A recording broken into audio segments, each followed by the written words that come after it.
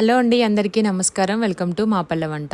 ఇది వచ్చేసి వ్లాగ్ పెట్టేసి దాదాపుగా 1 వీక్ 1.5 వీక్ పైన అయిపోతుందన్నమాట.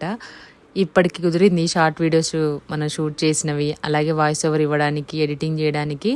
ఇంకా 2-3 ఉన్నాయి, అవి కూడా వస్తాయి చూడండి. ఇక్కడ వచ్చేసి పిల్లల్ని స్కూల్ పంపించేసిన తర్వాత ఇల్లంతా క్లీన్ చేసేసుకొని నేను పూజ చేసేసుకున్న తర్వాత రెడీ అవుతున్నాను. ఇక్కడ వచ్చేసి ముకుంద జ్యువెలర్స్ కూకట్పల్లి బ్రాంచ్కి అయితే షూటింగ్కి అయితే వెళ్తున్నాం అనమాట. మంత్లీ 1 టైం వెళ్తాం, అందరికీ తెలిసిన విషయమే కాబట్టి దానికోసమే రెడీ అవుతున్నాం. మా వారు రెడీ అయ్యి వెయిట్ చేస్తున్నారనమాట.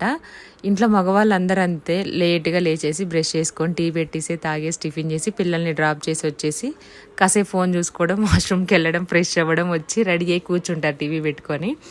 ఏదైనా వీడియో షూట్ చూస్తే నేను, మా వారు మాత్రం వీడియోకి హెల్ప్ చేస్తారు. దాని తర్వాత ఇంట్లో పని, పిల్లలు ఓడవడం, తోడవడం, పూజ, గిన్నెలు, టిఫిన్స్, చట్నీలు, అన్నాలు, కూరలు, స్నాక్స్, బట్టలు మిషన్లో వేయడం, వచ్చిన తర్వాత మళ్ళీ తీసుకోవడం. అవ్వాలనుకున్న పని ఖచ్చితంగా చేసి వెళ్తేనే అక్కడికి వెళ్ళిన పనిని మనం బ్రెయిన్ పెట్టి, మనసు పెట్టి మంచిగా చేయగలం. లేదంటే అది అట్లనే ఉండిపోయింది అనుకోండి, అటు తిరుగుతూ ఉంటుంది అనమాట బ్రెయిన్. నాకనే కాదు, చాలామంది ఆడవాళ్ళకు కూడా అంతేను.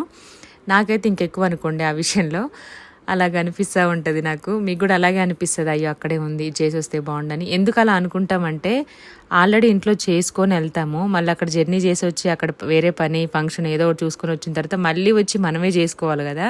అప్పుడు అంత ఓపిక ఉండదు, చిరాకు వస్తుంది, ఎట్లయినా మళ్ళీ చేయాల్సి వస్తుంది అనేసి ముందే చేసుకుంటారు ఆడవాళ్ళు. అందుకే అది చెప్పినా కూడా అర్థం కాదు. ఎక్కడికి పోతుంది, ఇంట్లోనే ఉంటుంది కానీ ఎక్కడికి పోదు. కాకపోతే మైండ్లో ఉంటుంది అంతే, పని ఎక్కడికి పోదు కానీ అదే మైండ్లో తిరుగుతూ ఉంటుంది. దానికోసం అనేసి ముందే ప్రిపేర్ చేసుకొని నీట్గా కిచెన్ దగ్గర నుంచి బెడ్షీట్ వరకు కూడా నీట్గా ఉండి వెళ్తే అక్కడ పని 100% అవుతుంది. నేనైతే నమ్ముతా. అలాగే చేస్తారు మా వారు, తిట్టినా సరే.